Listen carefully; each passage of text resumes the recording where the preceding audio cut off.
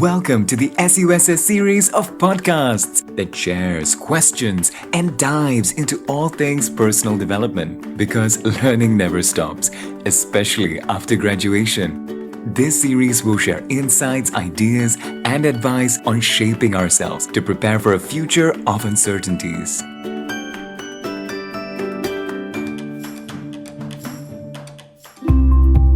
Hi, I'm Cynthia and welcome to the podcast. Like almost everyone else around the world, I've spent a lot of time at home these last 2 years, and I too have gotten bitten by the decluttering bug. So one of my colleagues is a KonMari consultant, and to support her, I attended an online workshop she gave. As a caregiver to a parent with dementia, I started decluttering because of the need for safety. But I must admit that once I got started, I really got hooked. And to my amusement, I found out that many of my friends and relatives also share the same urge to tidy their houses. This really piqued my curiosity to find out whether there is more to this than just another fad. And that's why I'm delighted to speak with Dr. Victor Seah, Deputy Head of the Psychology Program at SUSS School of Humanities and Behavioural Sciences today. Thanks for joining us, Victor. Hey, Cynthia. So, Victor, what do you think makes this organizing and tidying trend so appealing? Why has it become a widespread movement? I suppose I'll start with a question, which is, where do you do your Zoom calls? In my bedroom. Is it messy? Yeah, I have to say so. Well, I'm pretty sure it's not as messy as my study. So my study is an absolute mess. I'm slightly embarrassed, right? So I've got clothes hanging by the window. I've got all unused electronics gathering dust, and then there are piles of books and paper also gathering dust. That's all of us. So for me, and I guess for many of us, organizing and tidying is less of a trend and more of a necessity now. But on the note of the KonMari method, I actually came about this article and it reported that KonMari consultants have doubled internationally during the pandemic. And really, if you think about it, it's not surprising, right? Because the KonMari movement hits all the right topics of the day. You know, you can think of it as the methods for the times. So KonMari writes on existing sort of wider trends, preferences for minimalist design, worries about excessive consumerism. I think that's one. COP26, right? We have concerns about our environmental footprint. And then I think social media, obviously, you can't escape images of a KonMari bedroom, for example. Then there's COVID-19. As with everything, it's affected everything, right? So we've shifted our focus to our homes. Larger properties are selling better. We're all doing more housework. I don't know if you are, but I recently am. I like to think that many of us are embarrassed about our real Zoom backgrounds. And I think the last point really is that COVID-19 has robbed us of our sense of control. And the KonMari method is perfect because it has rituals for organizing the home and belongings, and so it presents itself as a way to regain that control. What do you mean by that? What are some things that people have lost control of? I think the first thing we've lost control of is our independent fate. So whether or not you contract COVID-19 or not is largely outside of your complete control. If you think about it, we're all in a big group, an ad hoc, reluctant group, and we need to depend on each other. I'm a little paranoid. Before the pandemic, I'm even more paranoid now. So if I'm stepping to a lift, I've got so many thoughts in my head. Did the person exiting cover the mouth? Because you've seen people wear the mask and it covers the mouth but not the nose. And all those questions that's in my head. So I think the first thing we've lost is this sense of control over our independent fate. The next thing is this sense of certainty. I think we've lost that. When will restrictions come in again? When will restrictions be lifted? Will there be another round? How will it differ from the previous round? When can I throw my mom a belated birthday celebration? And worldwide, COVID-19 has been linked with increases in anxiety, depression, decreases in psychological sustainability, changes in personality, and really poor quality of life. And one thing that has really changed, I think, is it shifted our locus of control outwards. So what is locus of control? Is this idea that we control the things that happen to us. If we have a very strong internal locus of control, then we believe that whatever has happened to us is really within our control. I think COVID-19 has sort of shifted that outwards a bit, and that's troubling.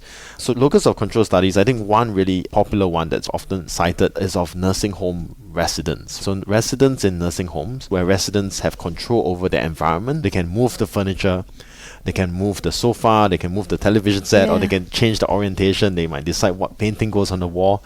They have actually been found to live longer, live better lives and healthier lives than residents in nursing homes where they can't control their surroundings. Wow. And then there are two other sort of seemingly at odd things that we've lost. And this relates to positive psychology. You must have heard of flow, Yes. when we're really so engrossed in it and we're really in the flow of things. And part of having flow is solitude, being able to work on your own and really be free of disturbances.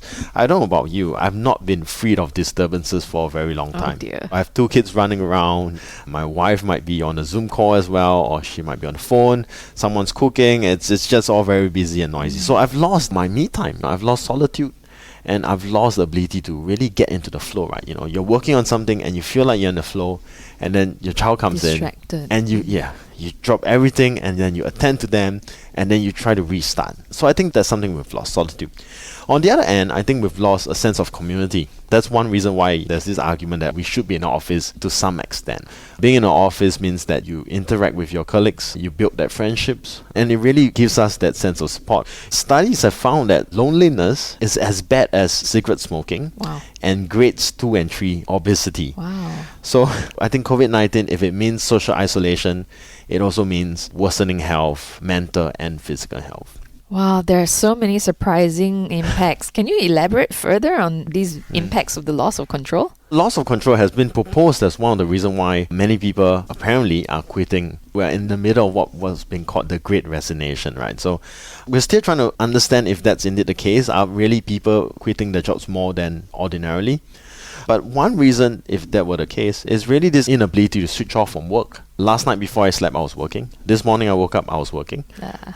You know, it helps that I sort of enjoy my work, but we've lost a bit of the ability to switch off, I think.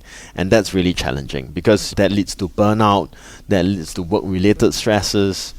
But then, on the other end of the spectrum, you have people who've been underutilized, right? Their skills have been underutilized. So if you were, say, in the tourism industry, Okay. the last 2 years also hasn't been good for you.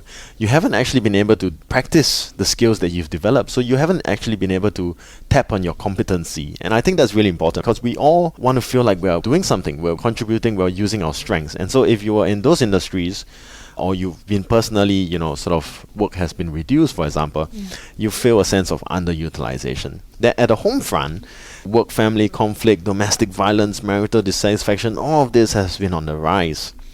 And I think quite sadly, you also sense that there's a rising sense of xenophobia. This is really focused on COVID-19 infection, the threat of it from foreigners. I think one way to interpret this is that it is an act of displacement.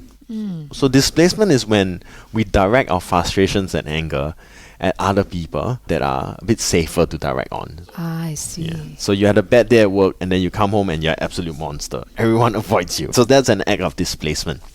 I think we are unhappier generally as a society, and it leads to a downward spiral. So what that means is that when we are unhappy, it narrows our thinking and we are more likely to interpret things in a certain negative light.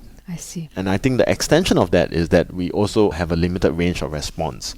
For example, let's say if you've been wearing a mask all day and you've been out in the sun, it's been hot and sweaty, and you're frustrated. But you know that it's important to keep your mask on and you do so. And you come across someone without a mask. And it's very possible that you start thinking that, wait, hold on, I've been putting up with all this all day. Why can't you do it too? And so that limits our interpretation. Maybe the person is just, wiping their nose. There's so many other possibilities. But because we are in that state of mind, we interpret things in a certain way. And in doing so, we'd also limit our range of responses. So we might start thinking that they're inconsiderate, they don't even look Singaporean. Maybe, I don't know if we talk about that xenophobia thing. Or you might post something on social media that you might regret later. So those are some of the really real-world outcomes. So what you're saying is that negative frame of mind can cause some very surprisingly, seemingly unrelated consequences with very far-reaching impact, right? It seems that some people seem to naturally deal with unexpected situations better than others, though. You've been listening to the SUSS series of podcasts. The next part of this episode will be available at suss.edu.sg/podcast. Stay tuned.